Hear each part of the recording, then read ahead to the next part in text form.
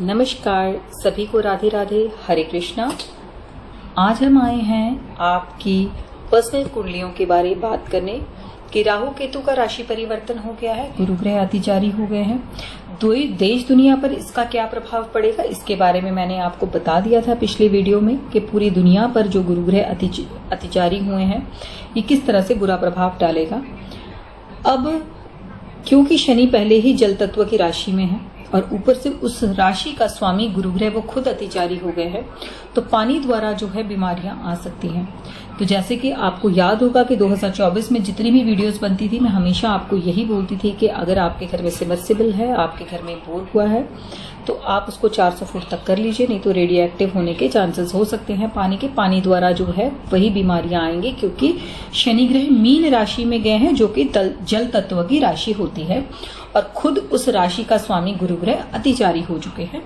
तो किसी न किसी जीवाणु का पानी द्वारा आना जो कि पूरी देश दुनिया को एक तरह से दोबारा महामारी में झोंक सकता है।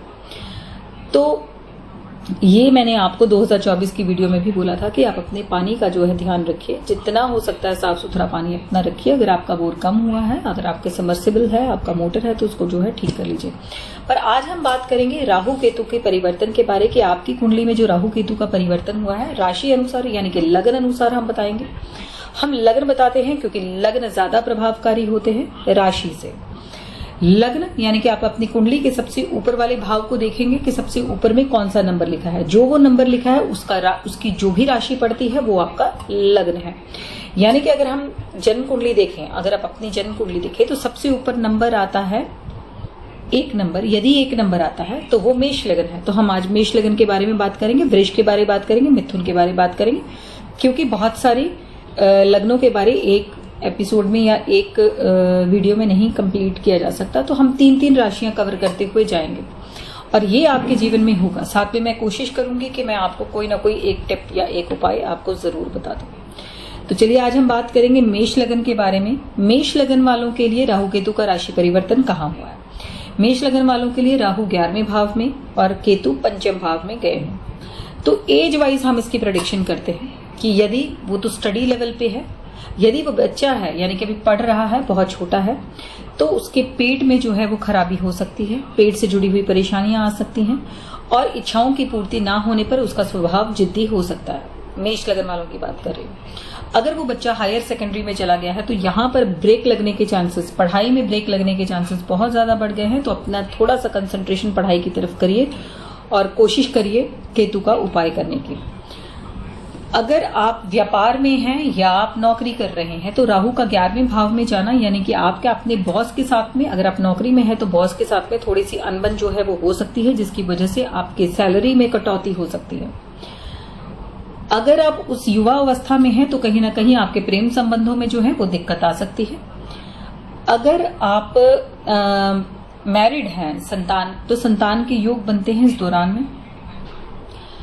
और यदि आप ऐसे परिस्थिति में हैं जहां के बच्चे आपके अब बड़े हो चुके हैं तो यहाँ पर बच्चे जो हैं बड़े पुत्र या बड़े पुत्री का स्थान परिवर्तन होना निश्चित है।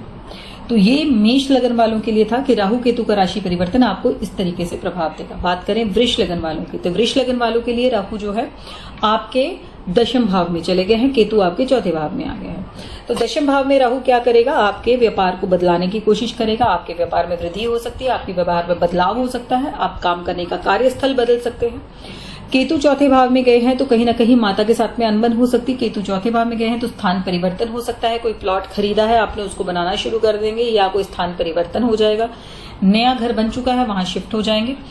या फिर केतु 4थे भाव में क्या करता है, आपको दूसरी देश में यात्रा जो है वो करवा देता है। केतु 4थे भाव में क्या करेगा, आपकी माता जी की सेहत का आपको बहुत ज्यादा ध्यान रखना पड़ेगा। केतु 4थे भाव में क्या कर सकता है, केतु 4थे भाव में आपको कोई नई गाड़ी दिलवा सकता है या आपकी पुरानी गाड़ी जो है वो आप बेच सकते हैं। अगर आप घर को रेनोवेशन के लिए सोच रहे हैं तो वो भी इस दौरान में आप कर सकते हैं।